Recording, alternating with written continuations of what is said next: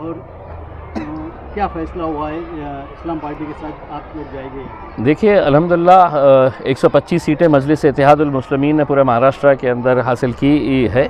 अब इसके बाद जो है हर शहर के अंदर गट नेता कौन होगा, विरोधी पक्ष नेता कौन होगा, स्टैंडिंग कमेटी में कौन जाएगा, कॉर्प मेंबर कौन होगा, इसकी हलचल शुरू है।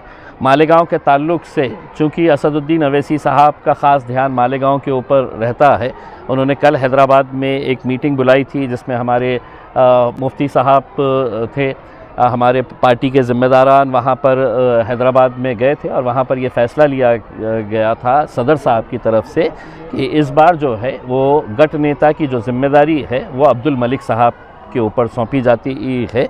तो यहाँ पर इस मीटिंग के अंदर ये ऐलान किया गया है कि गट नेता अब्दुल मलिक साहब रहेंगे करके, और आगे का जो भी यहाँ पर फ़ैसला लेने का है हमारे मुकामी ज़िम्मेदारान जो है वो इस ताल्लुक़ से फ़ैसला लेंगे। एक बात जो तय हुई है कि जो इस्लाम पार्टी है वो इस्लाम पार्टी ने के सदर जनाब आसिफ साहब ने मीडिया के ज़रिए दरख्वास्त किया था कि MIM ने और किसी और दूसरे पार्टी ने उनका समर्थन करना चाहिए।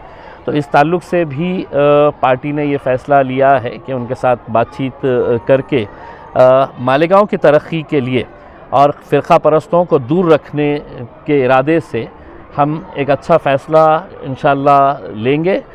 मकसद एक ही है कि मालेगांव की तरक्की के अंदर हम चाहते हैं कि किसी तरह का फ़िरक़ा परस्तों की दखलअंदाज़ी नहीं होनी चाहिए। तो इस ताल्लुक़ से जो भी फ़ैसला रहेगा वो मुफ्ती साहब और यहाँ के ज़िम्मेदारान लेंगे। ये जो पार्टी में आप जो भी देंगे, जो भी फैसला लेंगे, तो बिन शर्त होगा या कोई शर्त रहेगी, कोई पद की ये रहेगी? देखिए शर्त यही होती है सियासत के अंदर कि हर कॉरपोरेटर जो है वो यही उम्मीद करता है कि मैं चुन कर आया हूँ, हाँ, और मेरे इलाके का विकास होना चाहिए, मेरे इलाक़ों के अंदर तरक्याती काम होनी चाहिए। शर्त यही हो सकती है कि हम हमारे जो इलाक़े हैं वो इलाक़ों के अंदर हम तरक्याती काम कैसे कर सकेंगे उसमें, हाँ? तो इसके लिए सियासत के अंदर बहुत सारी इलेक्शन के बाद जब नतीजे आते हैं तो हर एक लेवल के ऊपर यही बात होती है कि भैया आपके इतने आए हैं, हमारे इतने आए हैं, हाँ? लेकिन अब वो कॉरपोरेटर्स के बारे में भी हमको सोचना रहता है कि वो अपने इलाक़ों के अंदर कैसा काम करेंगे। इस ताल्लुक़ से डिटेल में बात करेंगे इंशाल्लाह। भाई एक कहा जा रहा है कि जिस तरह MIM को जो कामयाबी मिली है महाराष्ट्र में और इस्लाम पार्टी को भी, यानी यहाँ जो मिली और यहाँ दोनों को एक बवाल समझ गया है कि भाई MIM इतनी ज़ोरदार कमबैक कर रही है और कुछ फ़िरक़ा परस्त जो पार्टियाँ हैं वो हमलावर हो रही है, क्या कहेगी इस बारे में? देखिए एक बात देर से क्यों ना सही, एक अंग्रेज़ी में कहावत है बेटर लेट देन नेवर। आज इस महाराष्ट्र के अंदर और इस मुल्क के मुसलमानों को इस बात का एहसास हो रहा है कि अगर हमारी आवाज़ कोई उठा सकता है, हमारे लिए कोई लड़ सकता है, ऐसा फ़िरक़ा परस्ती के माहौल के अंदर कोई डट कर हुकूमत से आँख में आँखें डाल कर सवाल कर सकता है, ना तो वो कांग्रेस पार्टी है, ना वो समाजवादी पार्टी है, ना RJD है, ना NCP है, ना कांग्रेस है।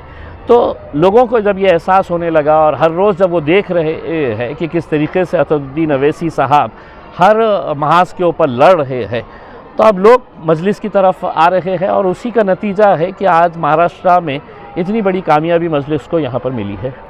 भाई एक कहा जाता है जैसा आठवले जो है तो दलितों की राजनीति करते हैं, शरद पवार मराठा की राजनीति करते हैं, और जब उनके लोग चुन के आते हैं, यानी मराठा चुन के आए, दलित चुन के आते, कोई कुछ नहीं कहता है, लेकिन मुस्लिम जब चुन के आता है या कोई पार्टी आगे बढ़ती है तो उसको क्यों टारगेट किया है? देखिए ये तो आप लोगों की भी मेहरबानी है कि मीडिया वालों ने है तो मजलिस को इस तरीके से मुसलमानों की पार्टी बोलकर बना दिया है करके।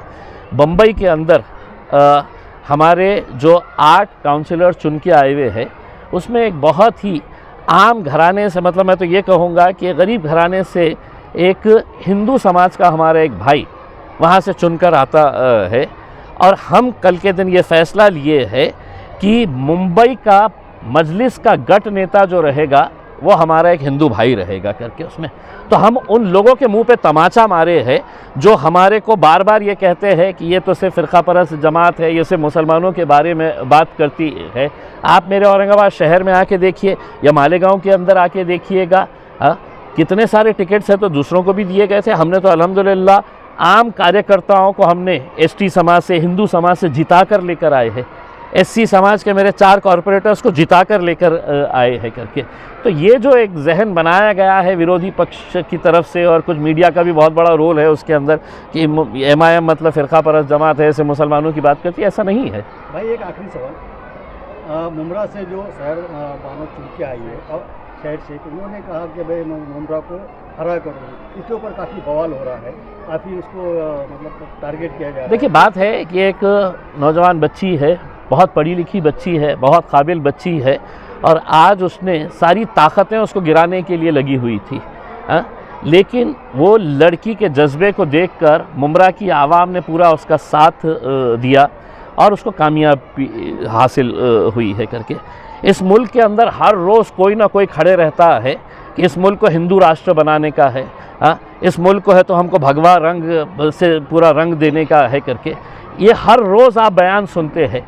एक बच्ची जो चुनकर आई है और वो अगर ये कह रही है कि मुझे है तो मुमरा के अंदर तमाम सियासी जमातों को ख़त्म कर देने का है 5 साल और पूरे हरे रंग का, इसका मतलब ये नहीं है कि हरा रंग के ऊपर कोई पाबंदी लगी है। दलित समाज का जब चुनकर आता है वो नीले झंडे पकड़ के चलता है, हिंदू समाज का कोई आता है तो भगवे रंग पकड़ के चलता है। तो इस तरह का बवाल जो है वो सिर्फ इसलिए किया जा रहा है कि एक बच्ची वहाँ से चुनकर आई कैसा, वो तो गढ़ किसी और का था, वो गढ़ में सेंध लगाए कैसा। तो तकलीफ़ इस बात की है, तकलीफ़ इस बात की नहीं है कि वो बच्ची ने क्या कहा है करके, उनको तकलीफ़ ये हो रही है कि मुमरा जैसे मुकाम के ऊपर मजलिस 5 सीटें कैसे जीत सकती है। ये तो हमारा गढ़ था, हमारी जागीर थी, इस जागीर को कैसा कोई खींच सकता है करके, तो तकलीफ़ इस बात की है। भाई मुंबई में अभी आपने कहा कि गढ़ नेता जो एक हिंदू भाई होगा, उसका नाम भी बता दीजिए। देखिए उसका नाम विजय मैंने ट्वीट किया है, चूँकि नए नए लोग चुन के आए हैं, नाम ज़हन में नहीं हाँ, अगर कैसा कि तो बहुत बड़ी खबर है। जी। कल हमने असद साहब के उसमें हमने ये ऐलान किया था कि मैं भी बता देता हूँ।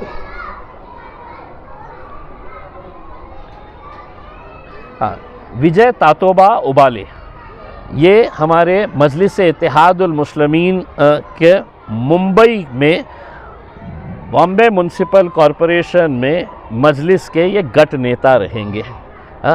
विजय तातोबा उबाले ये हिंदू समाज से आया हुआ एक लड़का है जो ट्यूशन्स लेते हैं, क्लासेस चलाते हैं, बच्चों को तालीम पहुंचाने का काम करते हैं। और अगर आप इनकी कहानी अगर देखेंगे कि ये इलेक्शन किस तरीके से लड़े हैं, लोगों ने इनको इलेक्शन लड़ाया है, मजलिस के लोगों ने है तो इनके लिए पूरी तरीके से पैसा लगाकर जितना भी लगा है वो उनको लगाकर उनको जिताया है। तो उन तमाम लोगों के मुंह पे हमने कल के दिन तमाचा रसीद कर दिया है।